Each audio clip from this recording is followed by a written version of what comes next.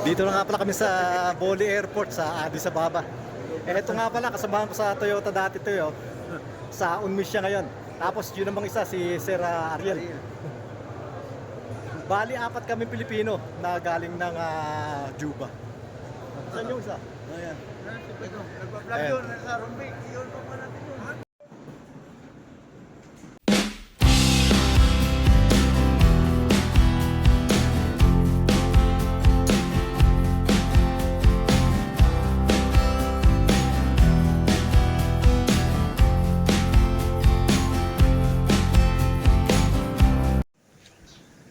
Hello mga kabayan.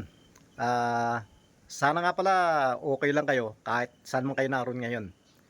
Dito sa amin, sa Abra, parang hindi naman masyadong apektado. Dito maulan. Pero sa napansin ko, hindi naman malakas yung hangin. Kaya para sa akin, ewan ko lang doon sa ibang lugar ng Abra, baka meron din mga apektado. Pero dito sa lugar namin, hindi naman masyadong naapektuhan ng bagyo. Dito kasi sa lugar namin, ang problema dito kapag yung malakas ang hangin. Dahil nga napakaraming mga puno, ayan oh. Pag malakas yung hangin, maraming mga kable ng kuryente ang napuputol. Sumilong muna ako. Umulan uli eh. Medyo humina na uli. Kanina nung sumilong ako, lumakas. Pero sandali lang malakas at ayan, humina uli. Ganyan lang yung sitwasyon dito sa amin ngayon.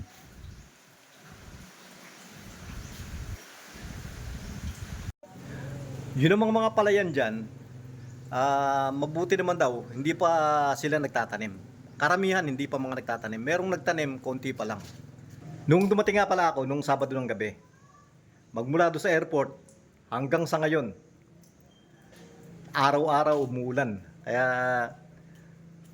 kung ganyan yung mangyayari dun sa Rumbek, dun sa pinupuntahan ko, malaking problema yan. Dahil doon, yung 5 oras lang na tuloy-tuloy yung ulan, maraming bahay na yung nasisira. Paano na pagka ganitong gaya sa atin, na ilang araw talaga na sunod-sunod na umuulan. Malamang yan, karamihan ng mga bahay doon, wasak lahat. Dahil ang mga bahay doon, yung mga mud house lang, gawa sa putik. Kaya pag yung matagal na ulan, karamihan talaga nagkukulaps. Medyo matagal na nga pala yung huling upload ko. July 16 yata yun. At ngayon, 25 na. Kaya ilang araw na yun. 9 days na. Ang nangyari kasi, nung umalis ako ng Rumbek, nung 14, at dun sa capital city, hindi na ako nakapag-video doon dahil nakakatakot mag-video doon eh. Madaming mga ayaw no may nakikita sila na nagbibideo. Kaya hindi na talaga ako nag-video doon.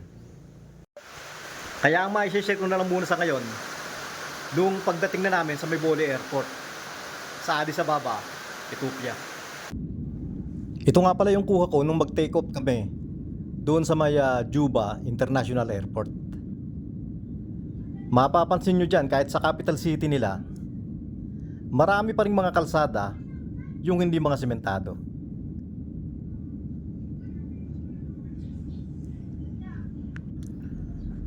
Ito yung Nile River sa Juba, South Sudan.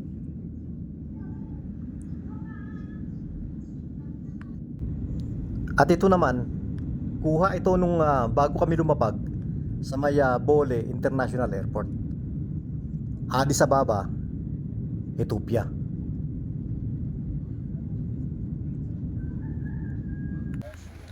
Ganito nga pala dito sa may Bole Airport.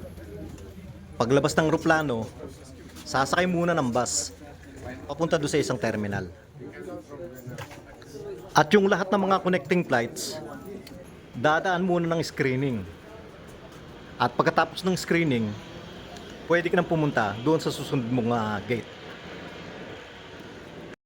Dito na nga pala kami sa Boli Airport sa Addis Ababa. Ito nga pala, kasamahan ko sa Toyota dati to yo. Sa Unmis siya ngayon. Tapos yun namang isa, si Sir Ariel. Bali, apat kami Pilipino na galing ng Juba. Saan yung isa?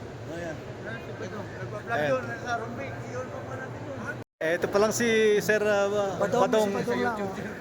Viewer ko pala to, hindi niya alam, hindi niya. viewer, oo. Taga Rumbek. Ako daw pala yun. Dito pa tayo nakita. Napapanood daw niya yun, hindi niya alam ako pala yun. Oo. Isang biyahe na lang. Pilipinas na. Ang hinam lang dito sa Bole Airport sa Addis Ababa, hindi kagaya ng mga ibang airport kagaya sa Dubai. Doon nakakainis sa mag-stopover doon eh. Pati doon sa Singapore, nung huling napadaan ako doon, grabe din yung stopover doon. Napakalayo nung pupuntahan mo para makarating ka doon sa kabilang terminal. Dito madali lang. Paglabas mo nung screening, yan, diretso na doon sa mga terminal na. Ito, hinahanap na lang namin yung yung A6. Dito na yata, oh. Ito na pala. Dito na pala yung sa amin. Oo nga. Magkakape daw kami. Si Sir Badong. Badong Saka po. si Jerry Bay. Umalis si si Sir Ariel.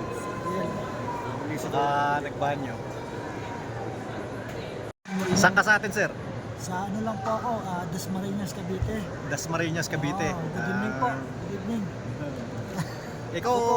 Ikaw ba isang ka? Bacolod. Bacolod, ha?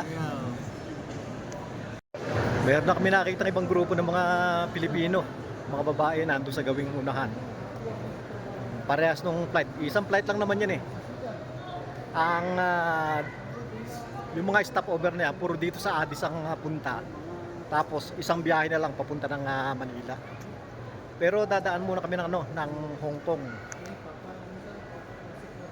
And doon sa mga nakaupo, madami ng mga kababayan natin. Kaya lang nakakahiyang lumapit, karamihan mga babae. Boarding na kami. Pero dadaan muna kami ng Hong Kong, stopover ulit doon bago tutuloy ng Manila. Parang konti lang yung Pilipino. Mga inchik yung karamihan. Dito kami sa sa loob ng eroplano. Ito nga palang katabi ko. Saan kayo, Sir? Cavite ako. Cavite. Dasmariñas. Ako sa Bulacan. Bulacan at Abra, Saan pa kayo galing dyan? South Sudan. Africa din ano. Africa din, oh. Dito lang din. Dito lang ako. Sa Ethiopia. Oo. Addis Ababa.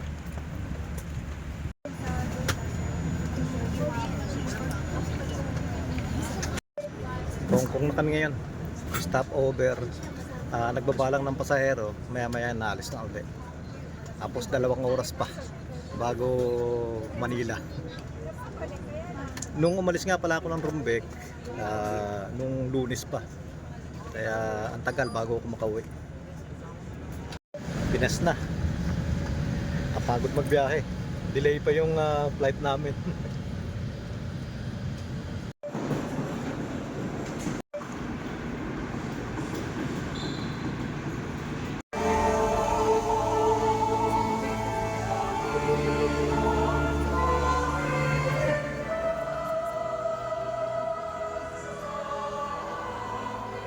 Nandito pa kami sa Manila, nasa Baclaran kami ngayon. Nagsimba muna kami kasi kagabi hindi maganda yung panahon. Baka masalubong lang namin yung mga baha. Kaya dito muna kami natulog.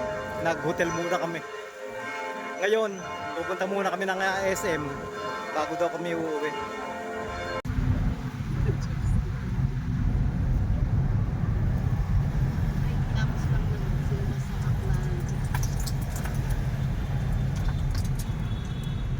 Nandito kami ngayon sa may skating. Diyan, oh. Yung mga bata na lang kinuha ko, saka si Mrs. Ako hindi na, baka mapilayan pa ako dyan na problema pa.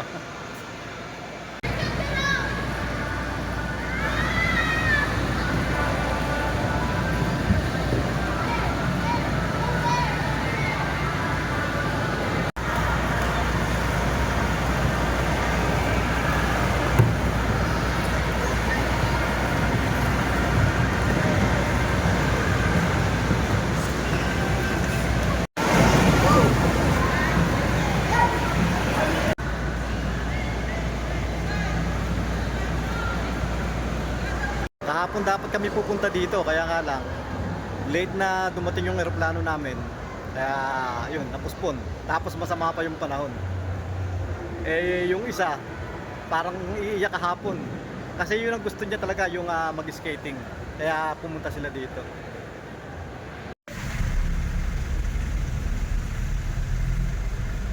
Bumalik na ba isa?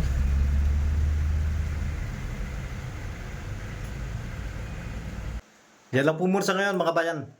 At maraming salamat po doon sa mga sumusuporta sa channel natin.